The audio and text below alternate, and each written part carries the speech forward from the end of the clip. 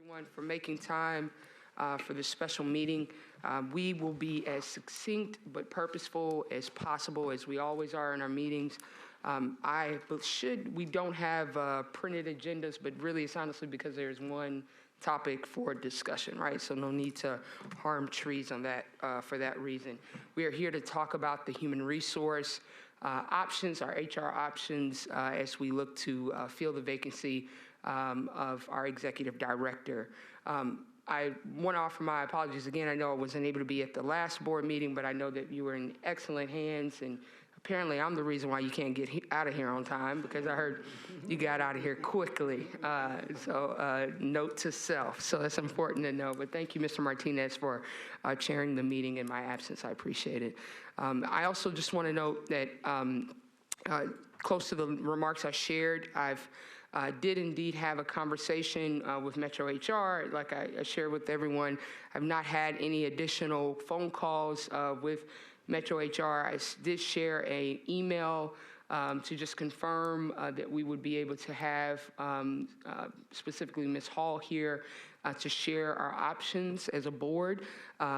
We've always been in great hands with Ms. Hall and her direction and her staff, and that was the case earlier this week when I emailed. From what I understand, there are 3 options in front of us, and I feel that that is the best way for us to move forward, is to have an understanding of what those options are, so that as a board we can decide how we want to move forward. And perhaps there's, we're not playing space here, but 3 and a possible, but I think it is 3, right, Ms. Hall? So with that, I welcome Ms. Hall here. Ms. Hall, I'm assuming the mic there works, but if not, you're happy to join us wherever it's best for you.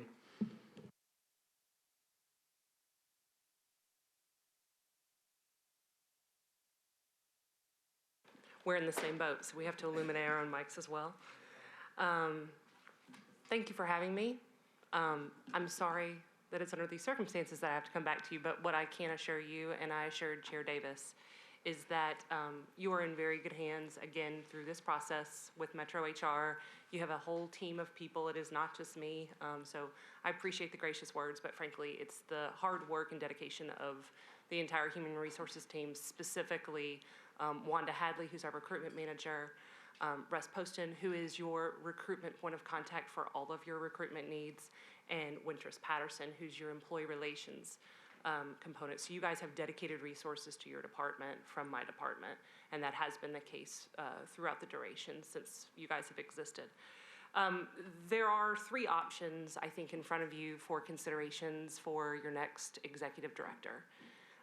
The first option is that you do have the right to appoint your interim director as your executive director. You know, as you recall, the selection of the executive director is at the sole discretion of this body. So that is an option available to you. If you were to exercise that option, I would strongly personally suggest that once that selection had been made, that we actually work through the recruitment process with the existing list of assistant director candidates that you had last time. We had very strong assistant director candidates. So there are some compelling folks on that were very impressive, including your current interim that were on that list. And I absolutely would suggest that we would go through the process to backfill the assistant director using the current list, because I thought that there were a number of candidates that were quite impressive on that list. I think the next option could be you do have kind of an existing list of finalists that you considered last time. So if you wanted to re-engage or make an offer or start conversations with one of the other finalists that you have already well acquainted yourself and interviewed before, then you could go through that route as well. I believe that there are 3 existing finalists from the last that are currently in play. My recollection from the last time we were together is that you were more interested in 2 of those 3, but you could entertain any of those 3 if you wanted to go that route. I think the last option, and again, these are not necessarily in order of preference, just options available, would be that we start the entire executive process again.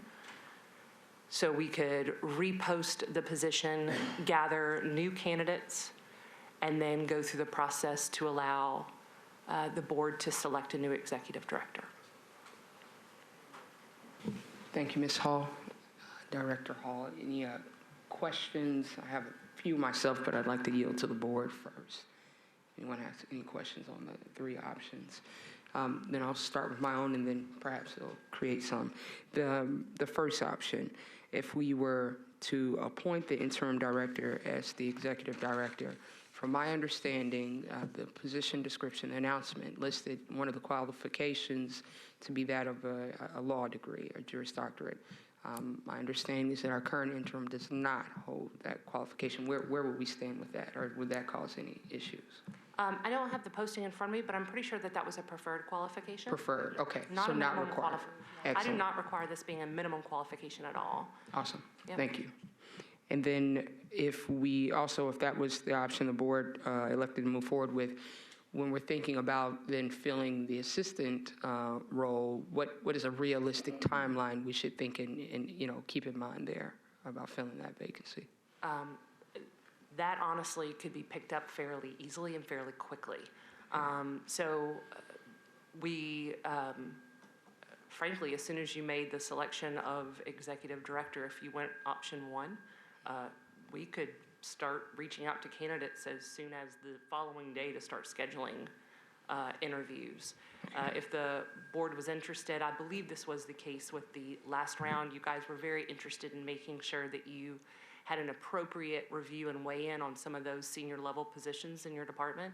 So if you wanted to select another board advisor to sit on that interview panel to look at those candidates again, I think having a board advisor that would sit on the interview panel to look at those candidates is absolutely reasonable as well.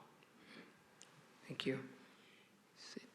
Someone has their mic on, like to speak, at least it's alerting me. Any additional questions or thoughts on either of the three options in front of us? Is there a motion or interest in either of the three options? Mr. Campbell-Gooch. I have a question about option number 3, and it's around timetable. What would be the timetable if we were to restart the search? I think loosely, probably 3 to 4 months. I mean, you would do a job posting for, upwards of a month again. If we were doing the same process we did before, we would do that. We would have a board advisor that helped us to kind of validate our top 2 tiers of candidates, those that both outstanding and well qualified. I believe Ms. Ross had served in that capacity with us before. So we could have a board advisor that helped to cull those, that kind of narrowed the field. Then we could have another board advisor sit and do some preliminary interviews to kind of narrow the finalist, and then bring finalists to you for interviews like we did last time. And that could extend out if the board needed more time. I think one of the cautionary tales about moving expeditiously through that process that I do think we felt a little bit of last time was that the longer that process gets extended, the more chances we have of losing qualified candidates out of that process. So, Dr. Lewis? Oh, and then Mr. Holloway. Sorry.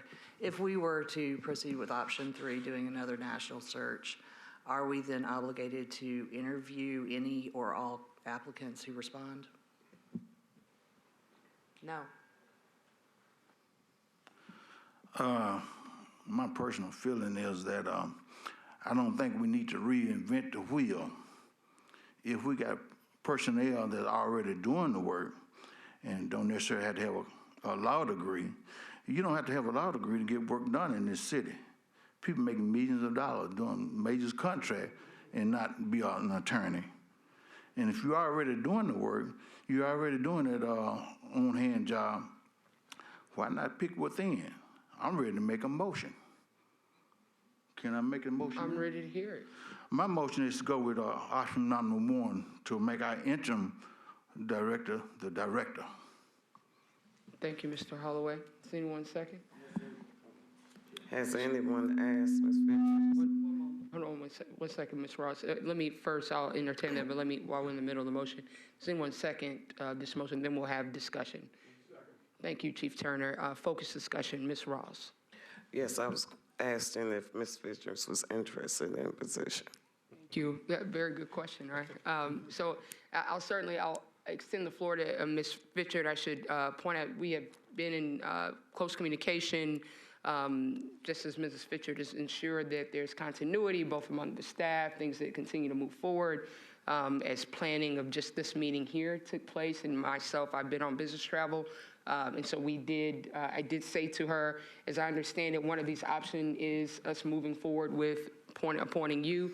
And I asked her to do some thinking so that by the time we came here, we could hear from her. So with that short introduction, Mrs. Fitchard, if you would please join us.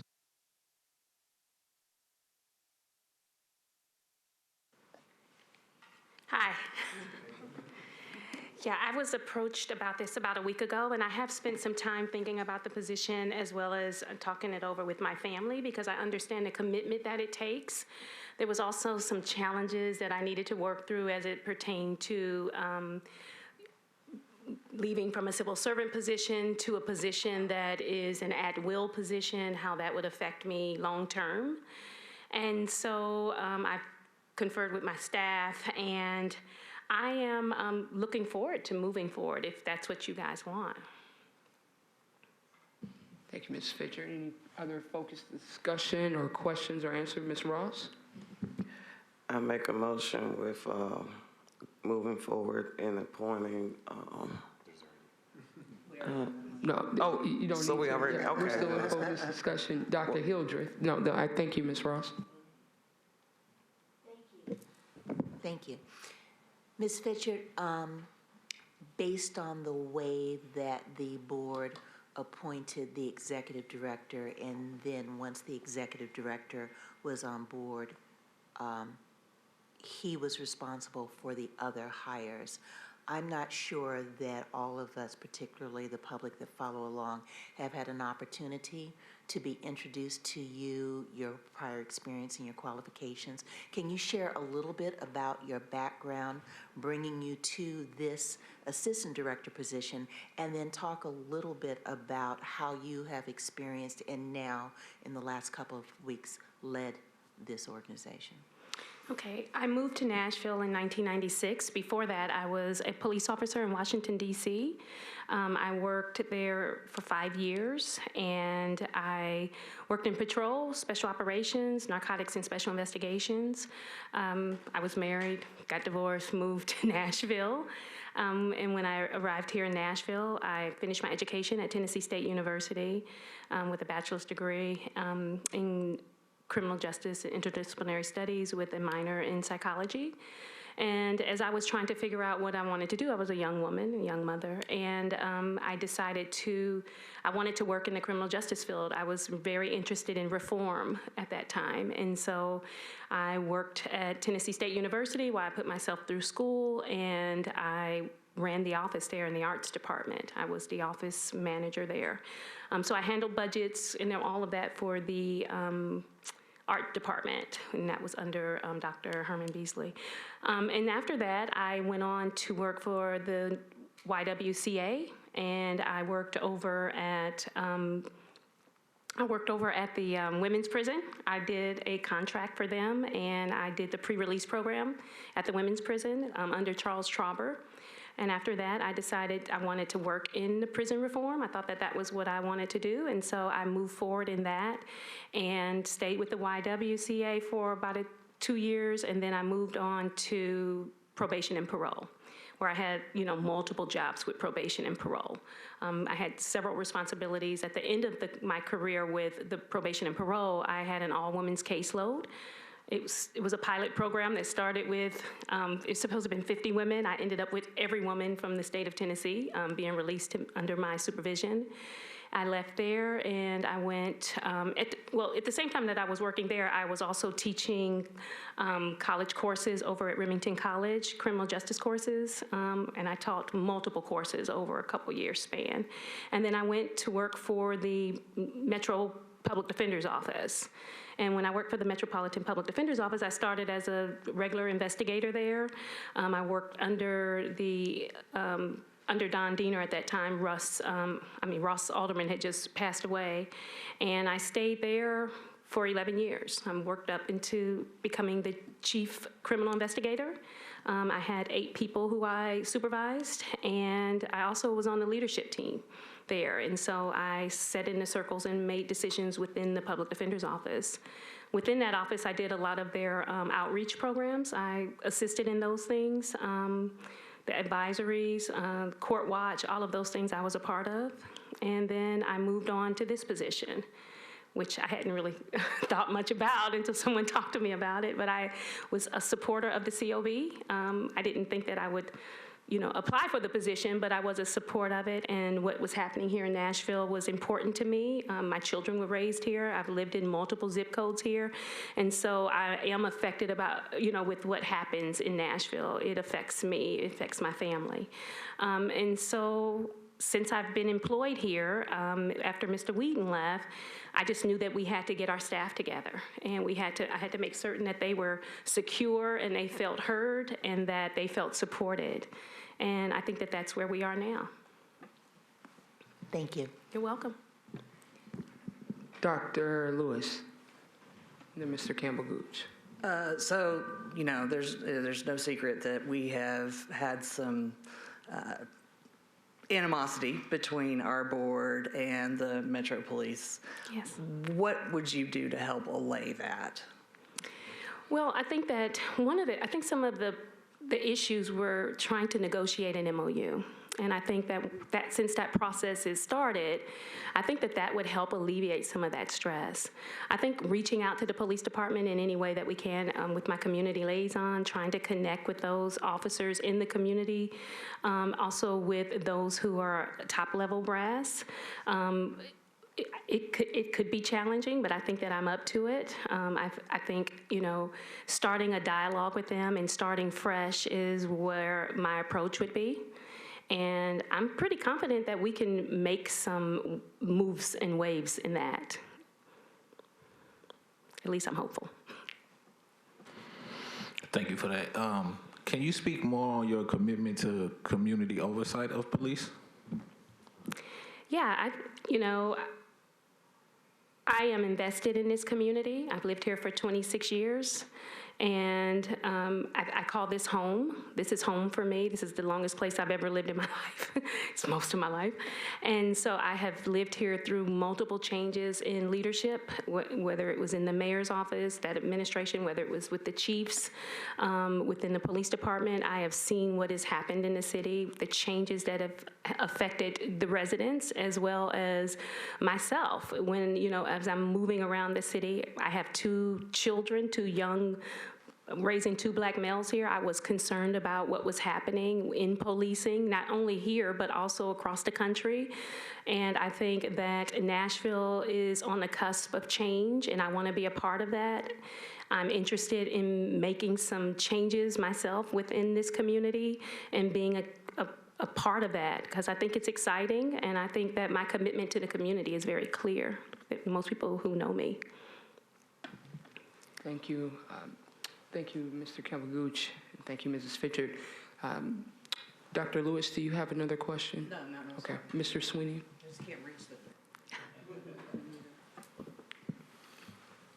When we started this process about 8 or 9 months ago, I thought that it was very, very important that we have somebody who is experienced in the type of endeavor that we're about to undertake. And so when we went through that process of selection, that was the thing that I was looking for, because most of us were kind of new to this process. And we thought that we had done that. As I was considering this renewed selection process, again, that was something that was very important to me.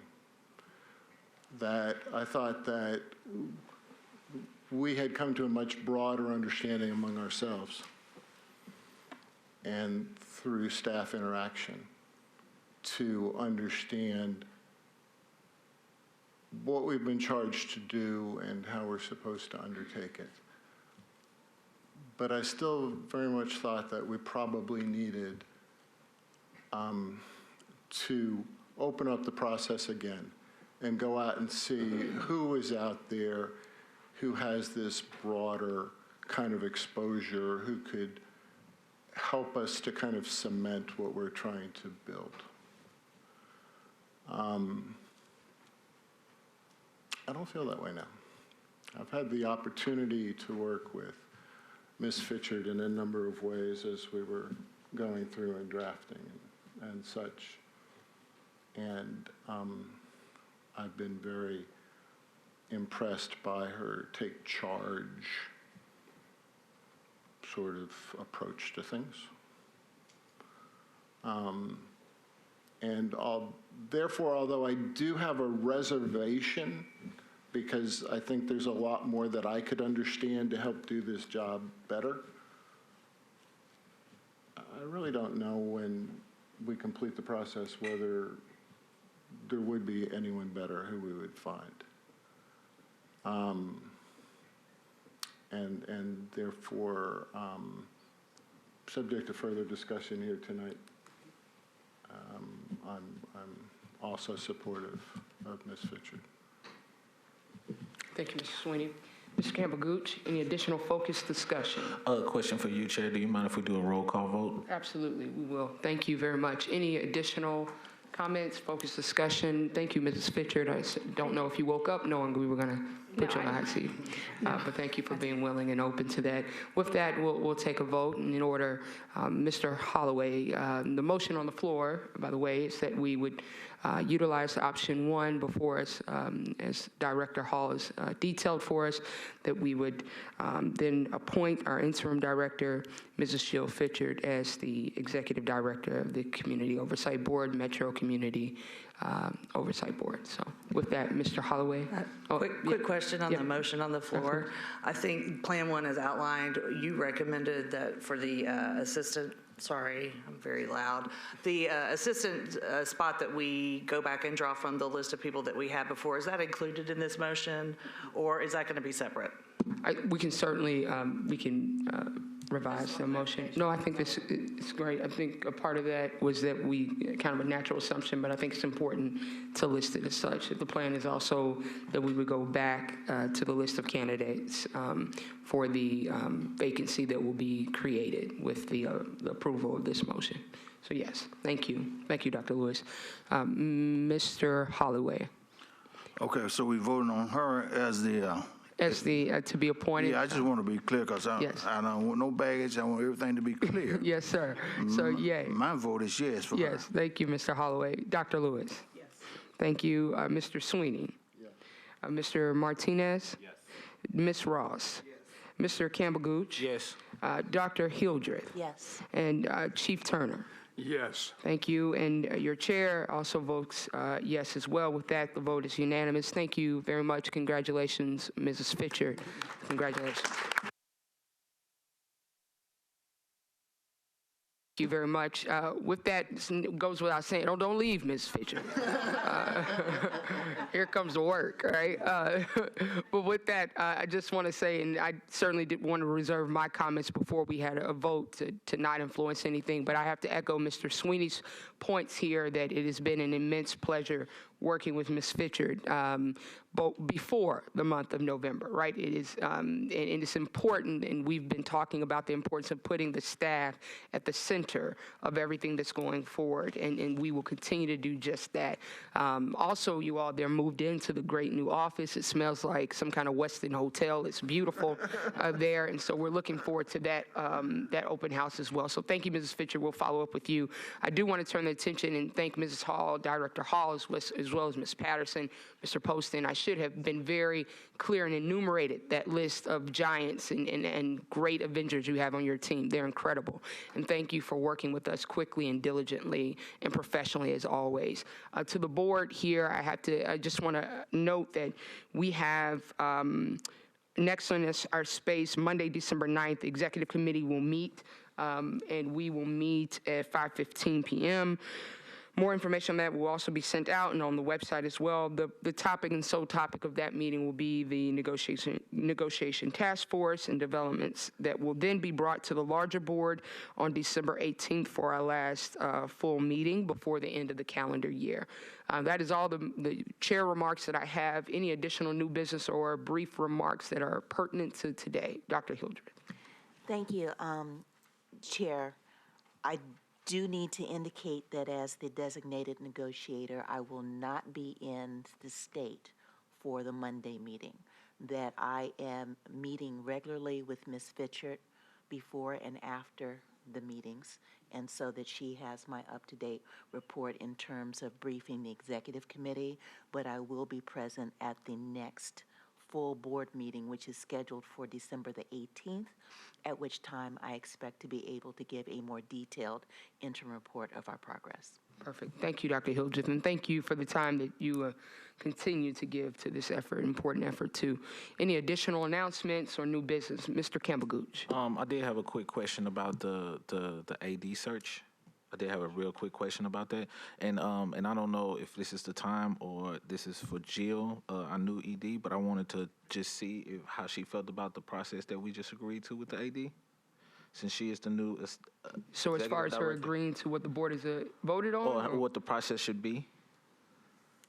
As far be as more finding specific them. with the question. Go right ahead. So I know we talked about returning to the ones that HR had already selected, about reinvigorating and re-engaging with that. So I just wanted to see what Jill's opinion on that, Mrs. Fitcher's Director Fisher. opinion on that was. Well, I wasn't privy to know who was on the list. I don't know any of the people who were on the list, or I don't have any of their credentials. So I really don't have an answer for that. I mean, if you all felt like the people on the AD's list were good candidates, then I think we can go forward with it. But you didn't know either? Okay. Okay, so. We have the list, right, Russ? The list is available with their scores. Yes. Well, Oh, I'll absolutely. let Russ speak to it. Please, please, please. I do have the eligible register in front of me, and of course, it's broken down into outstanding, well-qualified, and qualified. And so you do have 1, 2, 3, 4, 5, 6, 7, 8, 9, about 9 candidates in that outstanding category that you could still interview and choose from. Just as a point of clarification, if it's comfortable, I thought we had a member of the board serve on that interview panel. Did we not? It was Mr. Campbell-Gooch, I believe. I thought it was. I just didn't want to get that wrong. So, and let me say this. It's a suggestion. I felt like there were some candidates in that outstanding category that could be compelling to board advisor, Ms. Fitchett, and someone else to round out that panel. But frankly, you're not forced to pick from it. If you interview those, we say, I think, don't reinvent the wheel, because I think Mr. Holloway stated that correctly. Work the list, because if I felt like there were not a couple of great options on there, I would say we just do this over. But you can exhaust this process first, and if you don't find the candidate you want, you're not bound by it. We'll simply post the job and start over. So here's the best part. You get to have the best of both worlds. But I would hate for you to not take advantage of a list that's got some pretty highly qualified candidates, and you're not bound by selecting one of those. Right. And the board has made a unanimous vote, right? So we're going to continue to move forward with that unless there's a vote that goes against that. Let me acknowledge Mr. Sweeney, and then we'll come back if need be. Yes. Can you give an explanation of the process so that Ms. Fitchett can hear it and we can all hear it together right now, as far as what happens with that list that's been compiled and how those people have been ranked, and whether that ranking should mean anything to her, you know, as she works through the list, and recommended process for her making the determination, because this is going to be her determination rather than the board's determination as to who the assistant is. But if you could kind of explain that process to her in front of us now so that we can all kind of hear it together. Absolutely. And I'll try to reference as appropriate kind of historically, because there are lots of different ways to get here, but since we're talking about an existing list, we'll talk about how we got here. Candidates, we obviously posted the job. Candidates were gauged against both minimum qualifications, preferred qualifications, what their experience is, gauged against the duties that was approved by this board on the job posting. So candidates then, based on that independent review by HR, were then categorized into categories. This is a civil service position. The categories are outlined in civil service rules, with the outstanding category ranked as a 90, well qualified. So think your outstanding category would be those that met the minimum and a number of the preferred qualifications, if not all of them. A well-qualified candidate is meeting all the minimum qualifications and maybe a few less of those preferreds, maybe not as much as the outstanding, but some of the preferreds. Those who are qualified typically which would be the third rung, would be typically those that just met the minimum qualifications, but not any of the preferred qualifications you had outlined. And then the last category is disqualified, which means that they had not met the minimum qualifications for the job itself. Because I think there were a number of people that applied that are quite relevant in this community space and this topic, but may have not met the minimum qualifications for the executive director. From there, the board was very interested in helping because you guys were standing up a department for the first time and participating in that senior leadership process. So we had a board advisor, I believe that was Mrs. Ross. Human Resources sat down with Ms. Ross and Mr. Whedon, looked at those top 2 tiers of candidates because we had quite a few. From there, we looked and said, do you agree that these are the most outstanding? Do you agree that this is the most qualified? And if so, who would you like to narrow to bring to an interview panel? From there, we had a board representative, which was Mr. Campbell Gooch, sit on the interview panel that looked at a broader range of those candidates. And then the appointing authority, in this case, the executive director, makes the final decision. But typically that panel, I think, was probably 3 or 4. The only reason why we don't have more than 1 board member, just as a reminder, is because then it would have to be publicly noticed, and now we're open to Open Meetings Act. So I have a couple questions. One is, how long does the list last? Is it good for 6 months, a year, or what? So once lists are established, they have to be established for at least 6 months. Okay. They're typically, there's not a hard and fast rule about how long lists have to last. Typically, as long as they are useful, it could be as much as a year or 2, and then sometimes 3 years. But frankly, if a list is no longer helpful or has working candidates on it, once it's met the 6-month requirement, which we're right upon it right now. If this list was no longer useful, then we would start a new process. We would abolish this list and then start a new process for an assistant director. Yeah. Mr. Sweeney? So if Director Fitchard looks at this list and decides, I'd like to see more or different or whatever, is that within her discretion to say, let's start again, or how does that work? Technically, yes. And in that case, then we would start an entire search process again. Because you can have the best of both worlds, and because there are some candidates on here that look good, we would say we would really want you to scrutinize this list first and at least consider interviewing a few of them, even if it's not the full breadth of what was interviewed before you throw out. Because once these candidates that are on this list, once it is abolished, it could send a message to some of those qualified candidates that they weren't qualified the first go round or not desirable.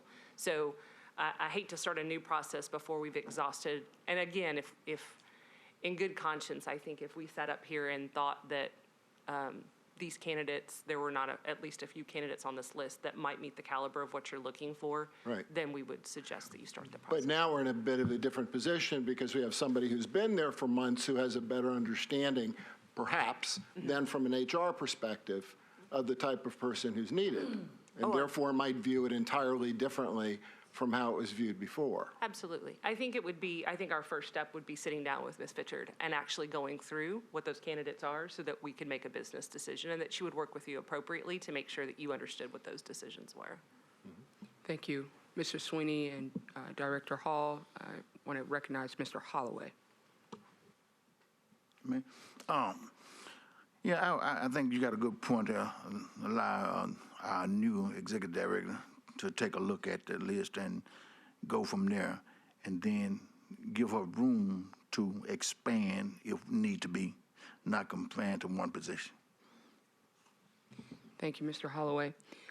Any additional comments or questions here? Any additional new business or announcements? Mr. Sweeney, yeah. one more question to us as a group is, at this point, do we just say to Director Fitchard, there's your list, good luck, have fun? Or do we have a more structured process like we did before of having one board member participating in this review with her, and then another board member going through the interviews like we did before, and right now set that kind of structure for the process? Or do we just free the director and say, pick somebody really good? Thank you, Mr. Sweeney.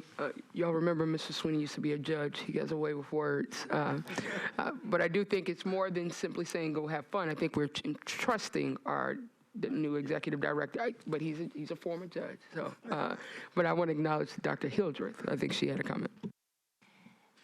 Thank you. I think that is an important question to ask, because one of the things that I am recently very struck by is how truly extraordinary it is that we, the people, all of the people, have created and basically stood up out of nothing a unit of government and governance in 13 months, from the passage of Amendment 1 on November 4th, 2018 to today. And in doing so, this board worked very hard to adhere to the timelines that were embedded into what was basically a constitutional amendment, right? Saying thou shalt hire or accomplish by date certain. And we're no longer in that position 13 months later. We are, though we're still very young, we are a fully grown unit of government with a permanent director, as we have just voted, who can and I believe should exercise the rights and responsibilities and prerogatives of an executive director, which is to hire her staff. And so I would be in favor of leaving it at Director Fitchard's being able to work directly with the human resources professionals to determine whether or how to move forward in completing her staffing without our further intervention. Thank you, Dr. Hildreth. Mr. Campbell-Gooch. I wanted to talk to the way I participated when in the hiring process. It was clear when I began with the director that I wouldn't have any basic say-so on the decision that the director made. I was there literally just to support in any type of way I can and offer whatever opinion that I could offer. But at the end of the day, it was understood very early on that the decision was the director's to make. And I'm a fan of involving as many community voices as possible with that in mind, that it's up to the director to make whatever decision that the director wants to make. So I did enjoy the process. I do see a need to have multiple voices at the table, but I also do fully trust our new director to make the best decision for the team. Thank you, Mr. Campbell-Gooch. Yeah, and let's keep in mind there is no vote on the floor, right? So we do not we certainly can all express how we feel here, but there is no vote on the floor, and so we can acknowledge that. With that, Mr. Martinez. I think it would be, to piggyback on what Jamel said, I think it would be at least a good idea to have someone, at least one board member, be on the interview panels, because I think you should have as many voices, diverse voices, as possible on the interview panel, even though I know sometimes the questions are predetermined. Having someone there would help a lot, even though Ms. Fitchard, Director Fitchard, would have the ultimate say. So I would welcome that. That's fine with me, having someone from the board there. I also want to address the additional questions. Russ was able to help me and Mr. Wheaton hire the rest of the staff, and we had initially started with the questions that were created by the HR department, and then I was concerned that in those questions, I wasn't able to determine whether a person was a good fit for our team. And so I asked him was there another way that we could get other questions out to kind of figure out whether a person would be a good fit. And so we decided to go with some second interviews if a person moved to that.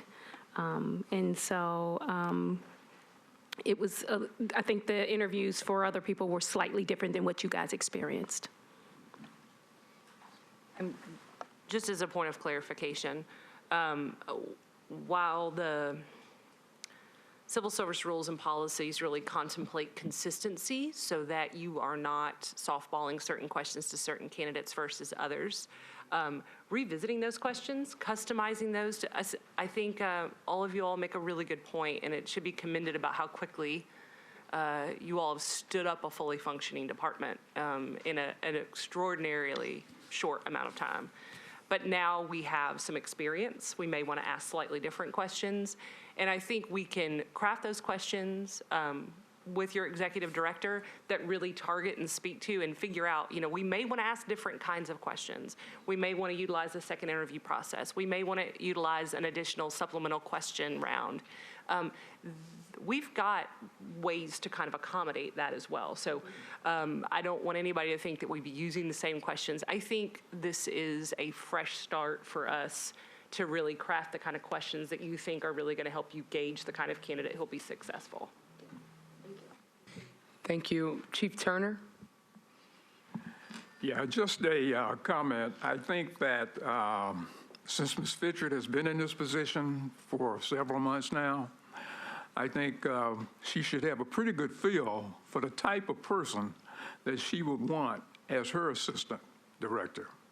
And I think it's going to be important that someone is selected that she can work with, someone that she's comfortable with, because basically that's going to be her right arm. So I think she should have most of the input in selecting the person who is going to become the assistant director. Thank you. Thank you, Chief Turner. Any additional comments, new business? Mr. Holloway. I think the last time we had discussed it, I think the Human Resource Office discussed about when they're looking for a good applicant with their credit rating and then see if they had any traffic violations. But you got to have a good job to even lift yourself up from a poor credit rating. I know a lot of people had bad credit rating when they left college, so it's up to them to get a better job, to lift themselves up to a better position into life. And for as a traffic stop, when you're young, you're more aggressive driver than you are when you're older. So it's not impossible that, you might get a traffic violation then. So I hope that we wouldn't hold that against anybody, We want everybody on the even playing field. Thank you, Mr. Holloway. Any additional comments, new business? Thank you. With that, if not, that concludes new business and announcements. I'll accept a motion to adjourn. So moved. Thank you, Mr. Martinez. Anyone second? Second. Thank you, Ms. Ross. All those in favor, please say aye. Aye. Aye. Don't need anything else. The motion carries. The meeting is adjourned at 5:15. Look at that. All right.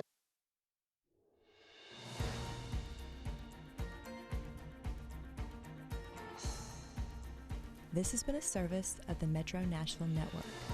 If you would like to see this presentation again, or for more information about this and other programs, visit nashville.gov.